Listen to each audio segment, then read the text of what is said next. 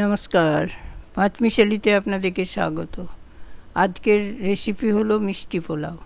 প্রথমে গোবিন্দভোগ চালটাকে ভালো করে ধুয়ে হালকা করে শুকিয়ে নিয়ে তার উপরে সমস্ত মশলা দিতে হবে। জিরে গুঁড়ো, ধনে গুঁড়ো, হলুদ, নুন, গরম মশলা, লঙ্কা গুঁড়ো সব দিয়ে এটাকে ভালো করে মাখিয়ে রাখবো। আদাটাও দিতে পারি, কিন্তু আদাটা আগে দেইনি, তেলের উপরে দেবো বলে। একটু সাদা তেল দিয়ে মাখালে চালটার সঙ্গে লেগে যাবে না, সেই জন্য একটু সাদা তেল দিয়ে মাখিয়ে নেবেন। এই দেখুন, মশলাটা পুরো মাখিয়ে নিলে ভাজতে সুবিধা, একটু নাড়তে, না হলে কড়াইয়ে লেগে যাবে। একটু মাখিয়ে রাখার পর এরপর কড়াইয়ে যে দেবো সেই দেখাচ্ছি। গরম মশলা একটু ছেঁচে নিয়েছি, জিরে, আদা গ্রেট করে নিয়েছি, তেজপাতা, তেল, সাদা তেল দিলাম কড়াইয়ে। এর সঙ্গে ঘি দেব। শুধু ঘি দিলে ঘিটা পুড়ে যায়, সেই জন্য আমি সাদা তেল আর ঘি মিক্সড করে দিয়েছি। আপনারা শুধু ঘি দিয়েও করতে পারেন।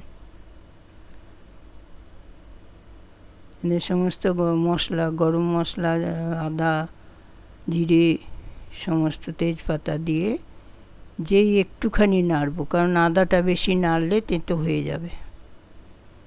এবার চালটা ভালো করে কষে নেওয়ার মতো আর কি, চালের যে জলটা আছে সেটা যাতে শুকিয়ে যায়।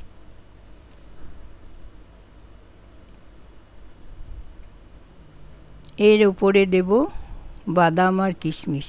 বাদামটা আমি হালকা করে একটু ভেঙে নিয়েছি। বাদাম কিশমিশ দিয়ে ওটাকে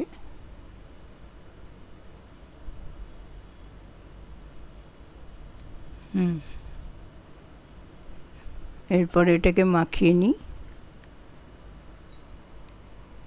এটা সমান করে দিলাম। চালটা নেড়ে নেওয়ার পর খুন্তিটা দিয়ে মেপে নিতে হবে, যাতে জলটা বেশি পরিমাণ হয়ে গেলে গলে যাবে। এই জন্য 3 আঙুল চাল হলে 6 আঙুল জল লাগবে।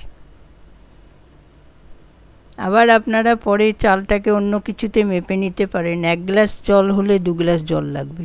1 গ্লাস চাল যদি হয় তাহলে 2 গ্লাস জল লাগবে, তাহলে ঝরঝরে হবে জিনিসটা।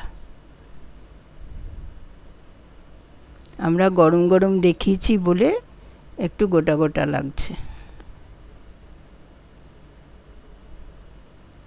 এই দেখুন, যখন জলটা ফুটে উঠবে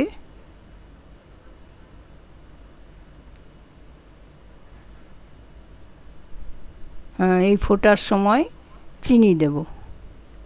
আমি ভাজার সময় চিনি দিইনি, চিনিটা গলে গেলে গোটা গোটা থাকে, সেজন্য জল দেওয়ার পর আমি 2 চামচার মতো ভর্তি ভর্তি চিনি দিয়েছি। যদি মিষ্টিটা একটু বেশি পরিমাণ খেতে চান তাহলে 3 চামচা দেবেন।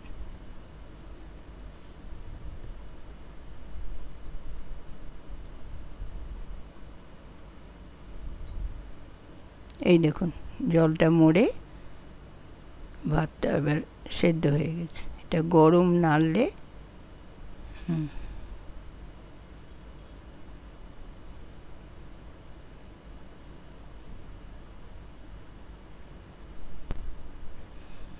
মিষ্টি পোলাও।